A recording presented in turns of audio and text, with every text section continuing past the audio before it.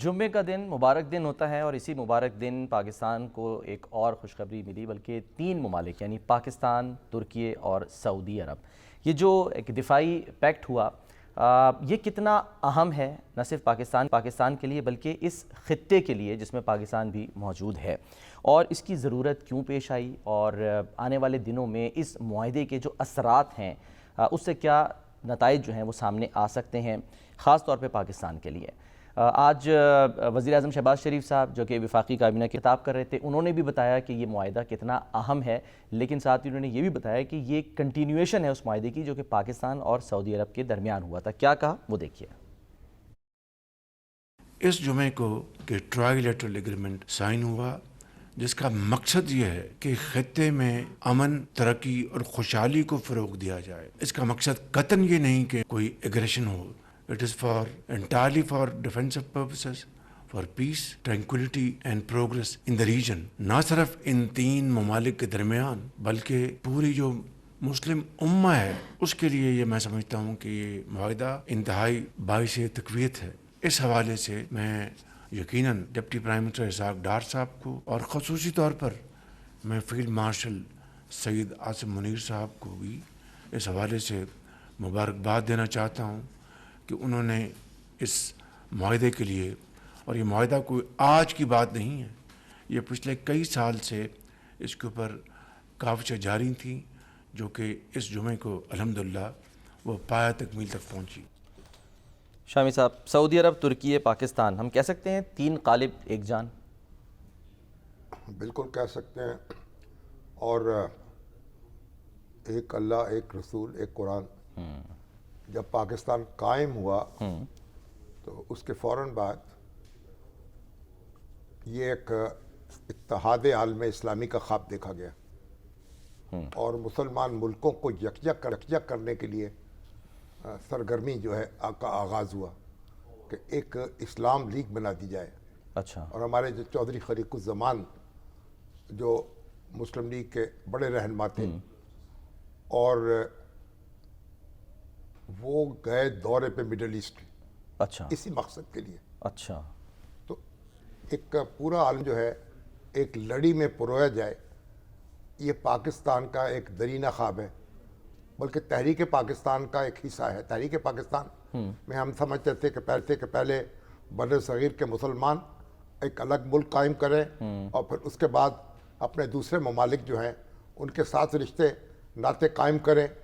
اور جو تحریک خلافت تھی جب بر صغیر میں چلی تو اس میں بھی یہ تھا کہ جو خلافت عثمانیہ ہے اس کی حفاظت کی جائے، اور اس وقت آپ پہلی جنگ عظیم چھڑی تو اس میں ترکی جو ہے وہ مخالف تھا یہ محوری طاقتوں کا، جو اتحادی طاقتوں کا، جیسے برطانیہ اور امریکہ اور ایک طرف تھے، اور جرمنی جو ہے وہ دوسری طرف تھا۔ تو جرمنی کے ساتھ تھا ترکیہ۔ جب انہیں شکست ہوئی تو پھر جو سلطنت عثمانیہ ہے اس کے حصے وقرے کیے گئے۔ آج جو آپ کا مڈل ایسٹ ہے اور یورپ کے اندر کے ممالک جو ہیں ان میں کتنے جو ہے خلافت عثمانیہ کا حصہ تھے، اور پھر اس کے بعد ان کو الگ ملک بنایا گیا۔ جنگ عظیم اول کے اثرات ہیں یہ۔ اچھا۔ تو اس طرح یہ سعودی عرب جو ہے وہ بھی حصہ تھا خلافت عثمانیہ کا، اور اس کے بعد سعودی عرب جو ہے وہ بھی ایک الگ مملکت قائم ہوئی، اردن کی الگ مملکت قائم ہوئی، عراق جو ہے اس کی الگ مملکت قائم ہوئی، اسی طرح پھر کویت ہے، قطر ہے، یہ سب ریاستیں جو ہیں یہ علاقے سارے جو ہیں زیر نگین تھے سلطنت عثمانیہ کے۔ اچھا۔ اور ادھر یورپ میں بھی ایک بڑا حصہ جو تھا وہ سلطنت عثمانیہ کا حصہ تھا۔ صحیح۔ تو بہرحال شامی صاحب، اب یہ خواب ہے، دیکھیں اب آپ جو یعنی ایک دم ایسا ہے نا کہ جارحیت جو ہے، جارحانہ جو ممالک ہیں ان میں بھی اضافہ ہوا ہے، ان کی جارحیت میں بھی اضافہ ہوا ہے، تو پھر دفاع کا احساس بھی پیدا ہوا۔ جب سوویت یونین جو ہے اس میں اشتراکی انقلاب آیا ہے تو اس کے بعد جو یورپ پورا تھا اس میں عدم تحفظ کا احساس پیدا ہوا۔ یہ چھوٹے چھوٹے ممالک ہیں یورپ کے کئی، وہ تو الگ الگ اپنا دفاع نہیں کر سکتے۔ بالکل۔ پھر نیٹو جو ہے اس نے جنم لیا، نارتھ اٹلانٹک ٹریٹی الائنس۔ اس میں آپ نے یورپ پورا جو ہے اس کے ممالک آ گئے، مغربی یورپ کے، اور پھر امریکہ ان کے یہ پشتی باندھ بن گیا، اور اس طریقے سے نیٹو نے ایک اجتماعی تحفظ کا احساس دیا۔ پھر جو روس اور سوویت یونین اس کے زیر اثر ممالک تھے، انہوں نے ایک الگ پیکٹ بنایا، وارسا پیکٹ کہتے ہیں اس کو، انہوں نے بھی ایک معاہدہ کر لیا، وہ بھی ایک دفاعی معاہدہ تھا اسی طریقے۔ تو بہرحال یہ جو جنگ، اس نے جنگ روکی۔ نیٹو کے بعد کوئی جنگ نہیں ہوئی، صرف نیٹو کی فوجیں جو ہیں وہ افغانستان میں آئی ہیں، اس کے بعد کوئی بڑا تصادم نہیں ہوا، یعنی لیکن اس کا حصہ بننے کے لیے جو یوکرین اور روس کی لڑائی ہوئی ہے یا اب تک جاری ہے، وہ ایک الگ تو ایک یوکرین تو اس کا حصہ نہیں تھا نا۔ یوکرین تو اب کیونکہ روس کے ساتھ جڑا ہوا ہے، تو روس نہیں چاہتا کہ نیٹو اس کی سرحد پہ آ کے کھڑا ہو جائے، وہ ایک الگ کہانی ہے، لیکن اس وقت یوکرین نیٹو کا حصہ نہیں ہے۔ ٹھیک ہے۔ اب بات یہ ہے کہ یہ عالم اسلام میں بھی یہ خیال پیدا ہوتا رہا، اور بڑے ہمارے مفکرین بھی اس پہ، جمال الدین افغانی بھی، اور پھر علامہ اقبال بھی، وہ خواب دیکھ ایک ہو مسلم حرم کی پاسبانی کے، نیل کے ساحل سے لے کر تابخا کے کاشکر۔ پھر انہوں نے کہا کہ اب جو زمانہ بدل گیا ہے، آزاد ریاستیں قائم ہو گئی ہیں، تو اب ایک ان کی لیگ آف نیشنز قائم کر لی جائے، جس کا OIC ایک صورت اسی اختیار کی۔ ٹھیک ہے۔ اب مسئلہ یہ کہ OIC ایک دفاعی معاہدہ نہیں ہے، لیکن اب یہ ہوا کہ یہ جو پچھلے دنوں جیسے اسرائیل کے جو جارحانہ عزائم سامنے آئے، پھر جس طرح ایران پہ حملہ ہوا، پھر اسرائیل نے جس طرح ایک دھمکیاں دینی شروع کی، اور گریٹر اسرائیل کا جو منصوبہ سامنے آیا، جو نقشے جاری کیے گئے، اس میں تو سب عربوں کے علاقے، کئی سعودی عرب کے بعض علاقے جو ہیں وہاں بھی وہ اپنے جانا چاہتا ہے۔ تو اس میں پھر اب یہ عدم تحفظ کا جو احساس ہے اس نے اکٹھا کر دیا۔ اب دیکھیے یہ پاکستان ہے، پاکستان نے 2025 میں اپنی جو صلاحیت ہے اس کو بہت بڑا مظاہرہ کیا، جب بھارت نے حملہ کیا اور جس طرح سے مارکہ حق میں، اور اس کو پاکستان نے اپنا دفاع کیا اور دانت کھٹے کر دیے، ان کی فضائیہ کو مفلوج کر کے رکھ دیا، اور اس میں چند روز کے اندر ایک پانسا پلٹ گیا۔ تو پوری دنیا جو ہے متوجہ ہوئی پاکستان کی دفاعی صلاحیت کی طرف، کہ پھر اس کے ساتھ ہی پاکستان ایک ایٹمی طاقت بھی ہے، اور پاکستان کی فوج جو ہے دنیا کی چند بہترین افواج میں شمار ہوتی۔ اسی طریقے سے ترکیہ ہے، ترکیہ کی جو دفاعی صنعت ہے وہ پیداوار کی، اس نے بہت ترقی کر لی، اس نے ڈرون بنائے ہیں، میزائل بنائے ہیں، بہت کچھ، اور پھر اس کی فوج جو ہے وہ بھی ایک بڑی چوکس فوج ہے، بڑی ایک ویل ٹرینڈ فوج ہے۔ اور جو ہمارا سعودی عرب ہے وہ اپنے وسائل سے مالا مال ہے، اس کی ایک مرکزی حیثیت ہے، مذہبی طور پر بھی اور جغرافیائی طور پر بھی۔ بالکل، تو معاشی طور پہ تو شامی صاحب ایٹمی طاقت، معاشی طاقت اور حربی طاقت، ان کا اب یہ اکٹھ ہے۔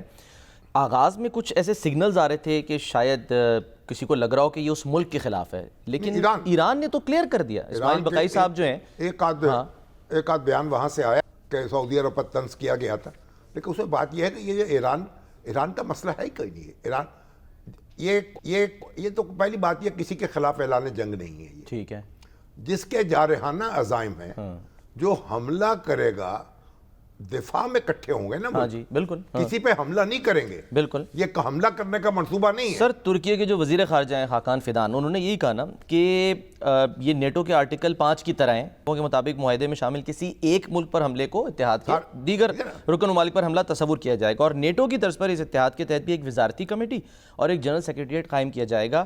انہوں نے کلیئر کیا کہ ایران اس یعنی کہ دفاعی اتحاد کا ہدف بالکل بھی نہیں ہے، اور جو آپ بات کر رہے ہیں وہ انہوں نے کہی کہ جب تک کوئی ملک رکن ممالک پر حملہ نہیں کرتا اس وقت تک کوئی بھی اس کا ہدف نہیں ہے، اور حملے کی صورت میں بھی مشاورت سے فیصلہ کریں گے کہ اتحادی ملک کو کس درجے اور نوعیت کی حمایت درکار ہے۔ دیکھیں نا، اگر اب اسرائیل ہے، اس کے جارحانہ عزائم ہے، اس نے فلسطینیوں کے علاقے ہڑپ کیے ہوئے، صحیح، اقوام متحدہ نے جو حدود طے کی تھی اسرائیل کی، وہ ان سے کہیں باہر نکل چکا ہے اور مزید جارحیت کے عزائم رکھتا ہے، بالکل۔ تو اسی طرح انڈیا ہے، انڈیا جو ہے کشمیر جو ہے اس کو ہڑپ کر کے بیٹھا ہے، اور اقوام متحدہ کی جو قراردادیں ہیں جن کو وہ تسلیم کر چکا ہے ان پہ عمل کرنے کے لیے تیار نہیں۔ وہ غزہ کا منصوبہ بھی مسترد کر دیا نیتن یاہو نے، تو دیکھیں نا، اب ایسی صورت میں اگر آپ جارحیت کا ارتکاب کریں گے پھر آپ کو سوچ سمجھ کے معاملہ کرنا ہوگا، لیکن اگر آپ امن کے ساتھ رہتے ہیں، چین کے ساتھ رہتے ہیں، اپنی بین الاقوامی ذمہ داریاں پوری کرتے ہیں، ایک بین الاقوامی معاہدے پورے کرتے ہیں، اسرائیل اپنی حدود میں واپس چلا جاتا ہے اور انڈیا اپنے اپنی حدود میں رہتا ہے تو کسی سے کوئی جھگڑا نہیں ہے, کسی سے کوئی ناراضہ نہیں ہے, کسی سے کوئی جنگ نہیں, جنگ کرنے کی ضرورت کیا ہے. اس لیے اب یہ جو طاقت جارح کو روکنے کے لیے بس اس کے دفاع کے یہ طاقت ہوتی ہے نا, جب آپ طاقت کا مظاہرہ کرتے ہیں تو وہ جنگ روکنے کے لیے ہوتا ہے, کرنے کے لیے نہیں ہوتا. جب سوویت یونین نے وہ ایک ایٹمی توانائی حاصل کر لی اور ایٹمی دھماکہ, تو امریکہ کے مقابلے میں کہا گیا کہ اس نے ایک توازن قائم کر دیا, دہشت کا توازن. اب اس کے بعد دونوں میں مذاکرات شروع ہوئے, پیسفل کو ایگزسٹنس, پرامن بقائے باہمی. صحیح. کیونکہ یہ معلوم ہو گیا کہ ہم ایک دوسرے کو شکست نہیں دے سکتے, ٹھیک ہے, ایک دوسرے کو تباہ کر سکتے ہیں. تو پھر کہا کہ نہیں, اب چین سے رہنا چاہیے. ٹھیک. تو جب آپ اپنی طاقت کا اظہار کرتے ہیں, جو پاکستان کا دفاعی پروگرام ہے یا ایٹمی پروگرام ہے, وہ بھی کوئی ایٹم بم چلانے کے لیے نہیں ہے, ڈرانے کے لیے ہے, ایٹم بم ڈرانے کے لیے ہے, یہ بتانے کے لیے ہے کہ اگر تم نے کوئی حرکت کی تو ہمارے پاس بھی موجود ہے. بالکل, منیمم ڈیٹرنس کے لیے. ٹھیک ہے نا.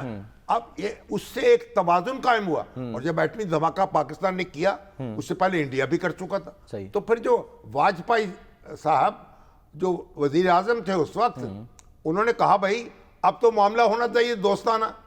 وہ چل کے یہاں آئے, دوستی کا ہاتھ آگے بڑھایا. وہ تو ہم بہت آگے بڑھ چکے ہوتے, اور نواز شریف اور واجپئی جس راستے پر چلے تھے, اب جنرل پرویز مشرف نے کارگل میں جو ایکٹیویٹی کی وہ سارا سبوتاژ کر دیا اس کو. تو بات یہ ہے کہ اگر آپ کے پاس بھی طاقت ہے اور ہمارے پاس بھی طاقت ہے, تو پھر آپ حملہ نہیں کریں گے, اور پھر کیا کریں گے, پھر سازشیں کریں گے, پھر اندرونی شورشیں ہوں گی. ٹھیک. تو جب کولڈ وار کائنڈ آف ہم کہہ سکتے ہیں, کولڈ وار کی بلکہ ایک نیم گرم وار ہو جائے گی. اچھا. کولڈ وار سے کچھ اب ہمارے ہاں جو دہشت گردی ہو رہی ہے, جس طرح کی وارداتیں ہو رہی, اس بات کے لیے کہ آپ حملہ نہیں کر سکتے. تو اب یہ جنگ جو ہے سرحدوں کے اندر منتقل کر رہے ہیں, نقاب اوڑھ کے لڑ رہے ہیں, تو ہمیں چوکس رہنا ہے. بالکل. لیکن یہ ہے کہ جو معاہدہ ہے یہ ہمارے دفاع کے, اور اس بات کا اعلان ہے کہ ترکیہ, سعودیہ اور پاکستان ایک ہیں, اور دوسرے ملک جو آ جائیں گے اس میں وہ بھی ہمارے ساتھ ہوں گے. توسیع اس میں ممکن ہے شامی صاحب, کیونکہ جو وزیر خارجہ ہیں وہ کہہ رہے ہیں کہ جو صدر اردغان ہیں ان کا تو پرسیپشن یہی ہے کہ اس میں اضافہ ہو, اس میں مزید ممالک بھی شامل ہو. مصر کی اگزامپل دی ہے انہوں نے. دیکھیے جو اب یہ تینوں ملک ہیں یہ فیصلہ کریں گے, دروازے انہوں نے کھلے رکھے ہیں. دیکھیے پہلے معاہدہ تو ہوا تھا ترکیہ, پاکستان اور سعودی عرب کے درمیان. بالکل. اب اس میں ایک اضافہ ہو گیا, ترکیہ شامل ہو گیا. اب مزید اضافہ ہو سکتا ہے, بلکہ یہ تو کہ ایران جو ہے وہ بھی شامل ہو جائے تو خوش آمدید. دروازے تو کھلے اسی کے لیے.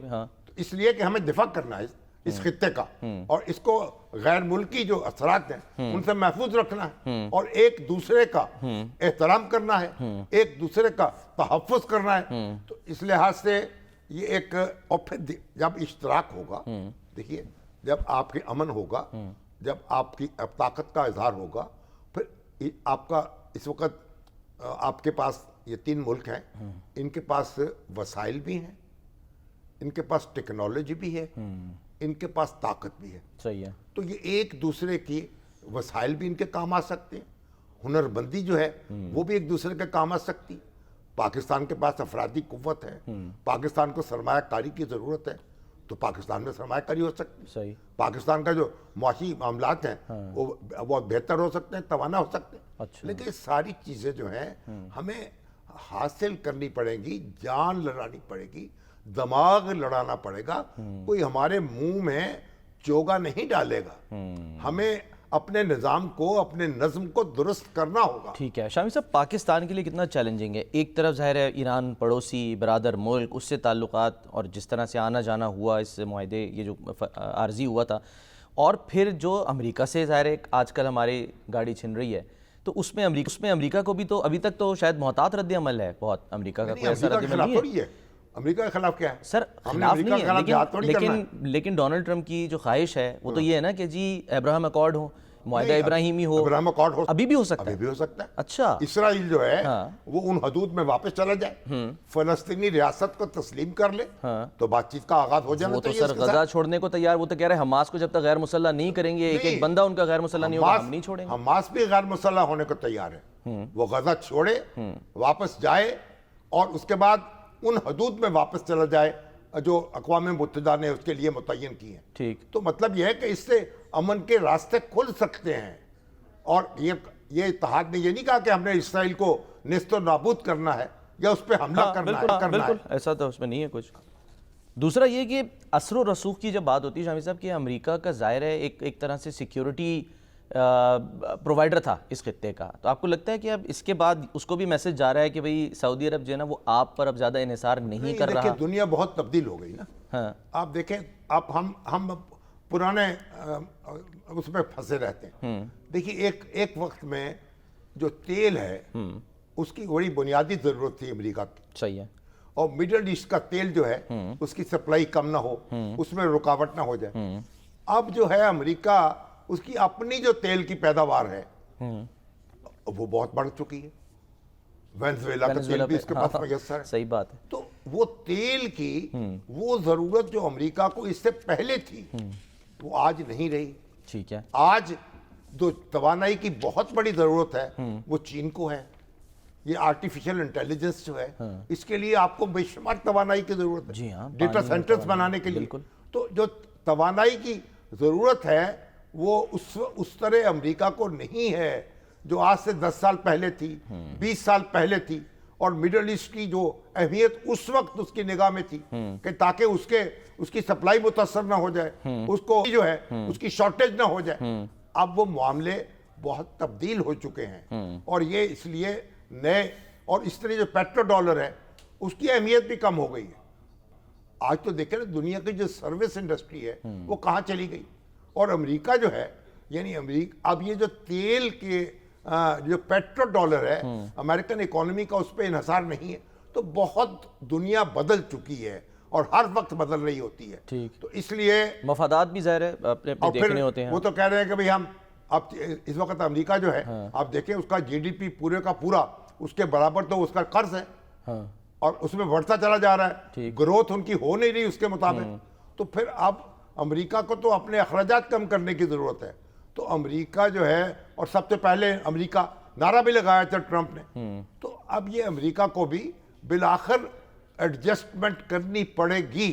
اور یورپ میں وہ رول ادا کرنے کو تیار نہیں ہے. وہ کہتا پیسے نکالو ورنہ میں فوجی واپس لے جاؤں گا, اڈے ختم کر دوں گا.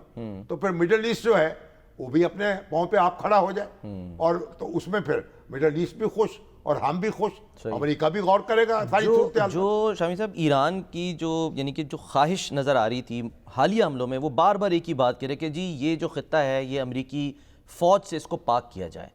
تو کیا اس طرف ایک قدم جو ہے وہ ہم کہہ سکتے ہیں بڑا ہے؟ بعض لوگ ایک ٹرم یوز کر رہے ہیں مسلم نیٹو کی, کہ یہ جو اتحاد ہے یہ آگے چل کے مسلم نیٹو بن سکتا ہے. نیٹو قائم ہو سکتا ہے, اس میں دوسرے ممالک شامل ہو جائیں. اچھا, ان کے اندر وہ اپنے ایک دوسرے کا دفاع کریں, ایک دوسرے کو تحفظ کا احساس دلائیں. تو مسلم نیٹو بھی ہو سکتا ہے, کیوں نہیں ہو سکتا. اور 3 ملکوں کے درمیان تو ہو ہی چکا ہے. اور دیکھیے اصل بات یہ ہے کہ اگر امریکہ چلے جائے تو پھر کسی دوسرے ملک کی دھونس قائم نہیں ہونی چاہیے. ایران جو ہے, ایران نے بڑی طاقت کا مظاہرہ کیا ہے, اور ایران نے بتایا ہے کہ اس میں سخت ہے, اس نے تیاری کر رکھی تھی جنگ کی, اور لمبی جنگ کے لیے تیار تھا. دیکھیں نا اس نے تو 200 250 300 فٹ نیچے شہر بسا رکھے ہیں, اس تک رسائی نہیں ہو رہی امریکہ کی. تو بات یہ جو ایران کی طاقت ہے نا, اس کا مطلب یہ نہیں ہے کہ امریکہ چلا جائے تو ایران اس کی جگہ لے لے اور ایران تھانے دار بن جیسے علاقے کا. اچھا, تو بھائی چارے سے رہنا ہوگا نا, محبت سے. تو محبت تو پھر یہ ہے کہ آپ بھی شریک ہو جائیں اور دوسرے ملکوں کے ساتھ مل کے ایک چھتری بنا لیں سب کے لیے. اس وقت تو آبنائے ہرمز ظاہر ایک مسئلہ بنا ہوا ہے, دیکھتے ہیں ابھی تو اس پہ سٹیٹس کو ہے. شرائط انہوں نے پیش کی ہیں. ہاں جی, اور وہ سارے کہتے ہیں ان کا خرچہ بھی دو, ہرجانہ بھی دو, اور اس کے بعد آئندہ بھی ہم محصول بھی لیں گے, اور پھر اس کے بعد وعدہ کرو کہ ہمیں جنگ دوبارہ شروع نہیں کرو گے, اور عزت سے ہمارا بہت ساری باتیں ہیں. وش لسٹ بڑی لمبی ہے, لیکن بالآخر تو انہوں کچھ نہ کچھ ایڈجسٹمنٹ کرنی پڑے گی. حالت جنگ میں رہنا ان کے مفاد میں بھی نہیں ہے, اور امریکہ تو ظاہر ہے کہ اس وقت اپنے مڈ ٹرم الیکشن میں پھنس گیا ہاں جی. اور پریزیڈنٹ ٹرمپ کی نظر لیکن تو یقین ہم کس اس کا کے کریں مڈ ٹرم الیکشن پر ہے. ڈونلڈ ٹرمپ بار بار کہہ رہے ہیں کہ جی مذاکرات ہو رہے ہیں, ایران دو ٹوک کہتا ہے کہ نہیں جی اس وقت کوئی مذاکرات نہیں ہو رہے. وہ میسج دے رہے ہیں اپنے ووٹرز کو کہ بھائی ہم بس امن قائم کر رہے ہیں, ہاں جی, اب جنگ وغیرہ کا ہم نہیں چاہتے. اور ایران جو ہے وہ اٹکا ہوا ہے یا اڑا ہوا ہے, بالکل, تو بھائی الٹا کام ہو گیا. بلکہ ابھی ایک ملاقات بھی ہوئی ہے ایرانی صدر مسعود پزشکیان صاحب کی مصطفیٰ خامنہئی صاحب سے, اور اس کے علاوہ ایک مہر نیوز ایجنسی نے ایک ویڈیو جاری کی ہے شامی صاحب جس میں مصطفیٰ خامنہئی صاحب بیٹھے ہیں. وہ کب کی ہے, کہاں کی ہے, یہ تو ظاہر ہے ابھی نہیں پتا. ہاں, اس سے کچھ نہ کچھ ان کی رونمائی تو ہوئی نا. بالکل, تو بالآخر آ جائیں گے میدان میں. اچھا, وہ ظاہر لوگ کہہ رہے تھے نا کہ وہ صحت ان کی شاید خراب ہے, طرح طرح کی باتیں ہو رہی تھی, تو وہ اس وجہ سے انہوں نے یہ بیٹھے ہیں وہاں بھی نشست میں بیٹھے ہوئے ہیں. ہو سکتا ہے کہ ان کو ابھی جو لگے زخم لگے ہیں وہ پوری طرح منتمل نہ ہوئے ہوں, لیکن بہرحال وہ موجود ہیں اور معاملات میں دلچسپی لے رہے ہیں. ٹھیک ہے, یہ تو ظاہر ہوتا ہے. ٹھیک ہے شامی صاحب, ایک بریک لے لیتے ہیں, بریک کے بعد ہم واپس آتے ہیں.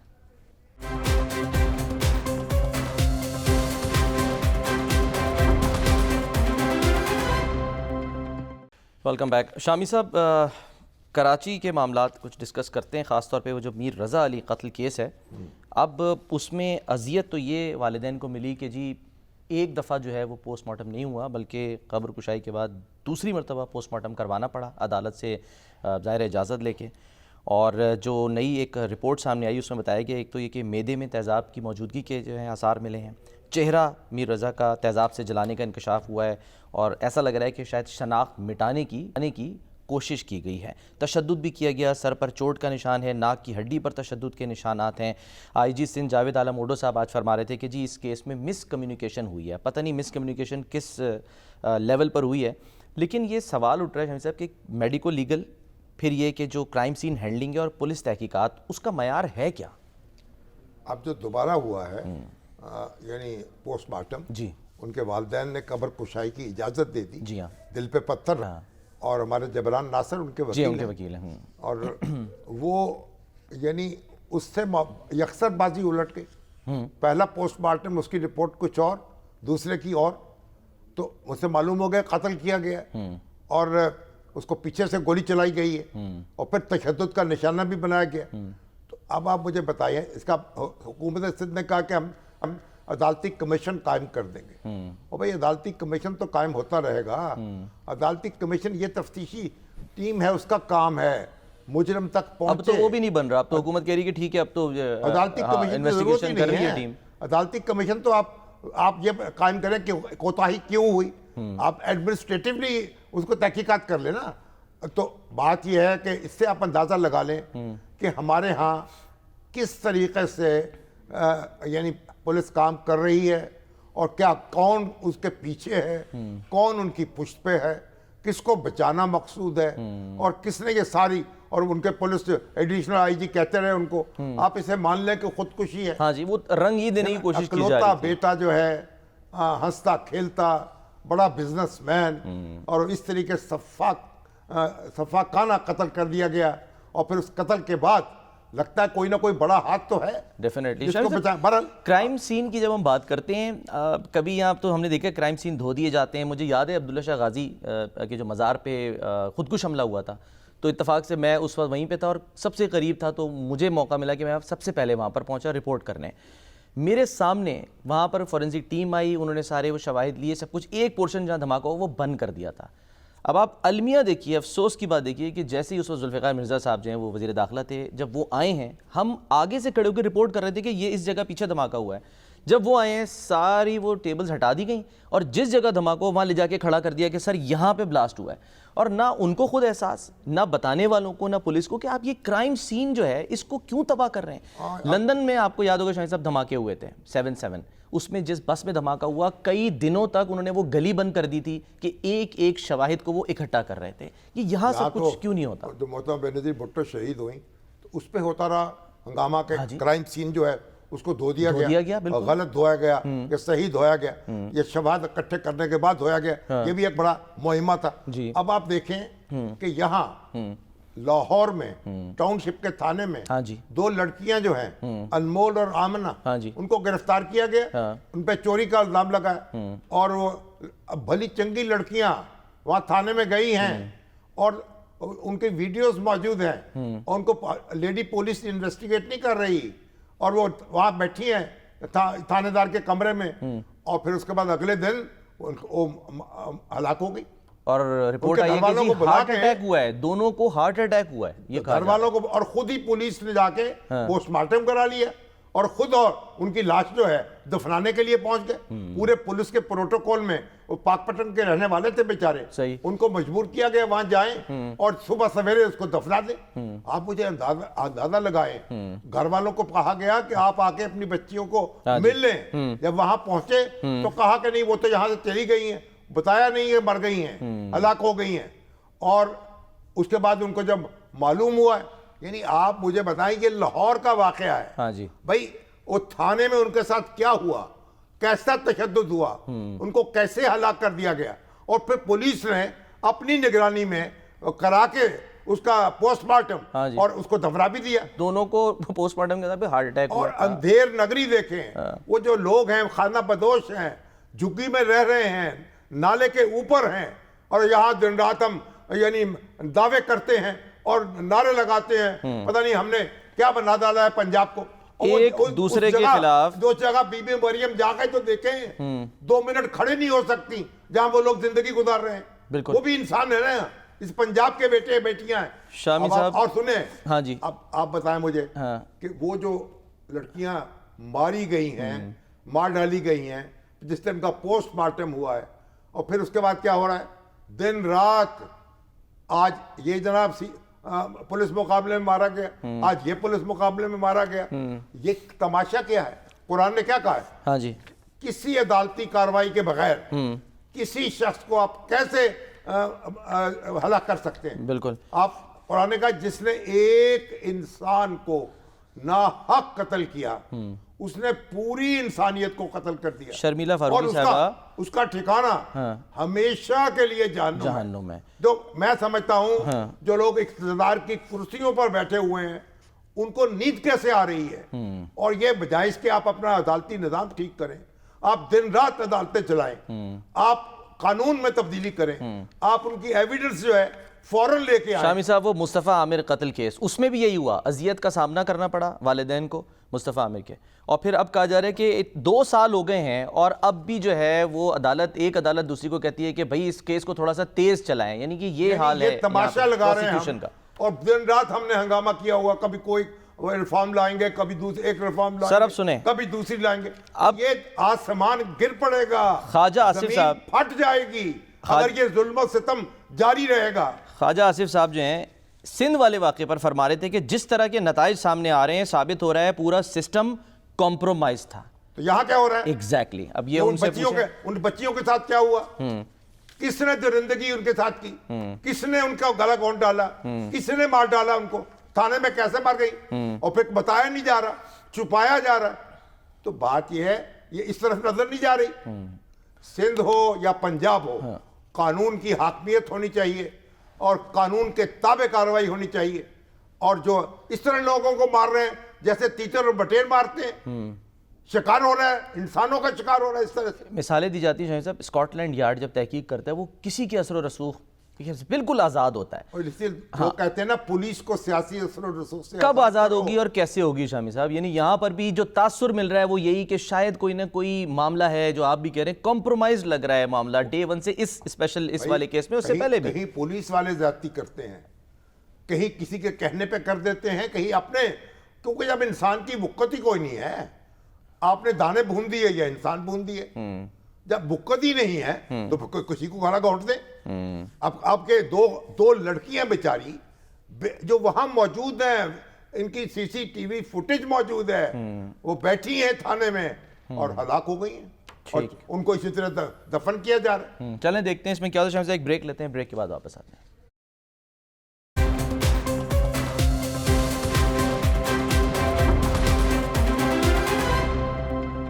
پروگرام کا وقت ختم ہوتا ہے. ناظرین اپنا خیال رکھیے. اللہ حافظ.